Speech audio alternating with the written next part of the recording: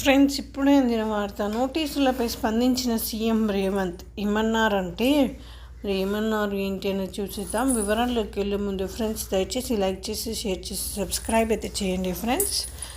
అయితే Amit షాపై fake video కేసులో ఢిల్లీ పోలీసులు తనకు నోటీసులు ఇవ్వడంపై సీఎం రేవంత్ రెడ్డి స్పందించారు. ఢిల్లీ పోలీసులకు భయపడేది లేదన్నారు.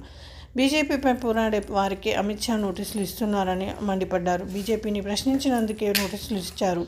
ఎన్నికలు వచ్చినప్పుడల్లా ఈడీ, సిబిఐ, ఐటీ అధికారులను పంపిస్తున్నారంటూ ఆగ్రహం వ్యక్తం చేశారు. ఈసారి దేశంలో కాంగ్రెస్ అధికారంలోకి రావడం ఖాయమని ఆయన అన్నారు. మే 1న విచారణ. ఈ మేరకు రిజర్వేషన్ల అంశంలో Amit Shah fake video share చేశారంటూ పలువురు కాంగ్రెస్ నేతలను సమన్లు ఇచ్చారు.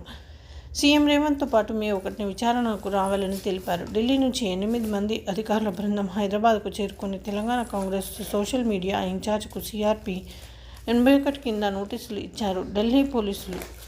అలాగే ఈ అంశంపై వేగంగా విచారణ చేయాలని పోలీసులకు కేంద్ర హోంశాఖ ఆదేశాలు జారీ కూడా చేసిందన్నమాట. అయితే మరోవైపు ఈ వీడియోను తెలంగాణ కాంగ్రెస్ క్రియేట్ చేసిందని బీజేపీ నేతలు అనుమానిస్తున్నారు. తెలంగాణలో జరిగిన విజయ్ సంకల్ప్ సభలో అమిత్ షా మాట్లాడిన మాటలు మార్ఫింగ్ చేయడం, ఈ మధ్యకాలంలో రిజర్వేషన్లకు సంబంధించి సీఎం రేవంత్ రెడ్డి వరుసగా బీజేపీ మీద ఆరోపణలు చేస్తుండడమే వారి అనుమానాలకు కారణమైంది. ఈ నేపథ్యంలో కేంద్ర హోంమంత్రిత్వ శాఖ నుంచి ఢిల్లీ పోలీసులకు ఫిర్యాదు అందింది.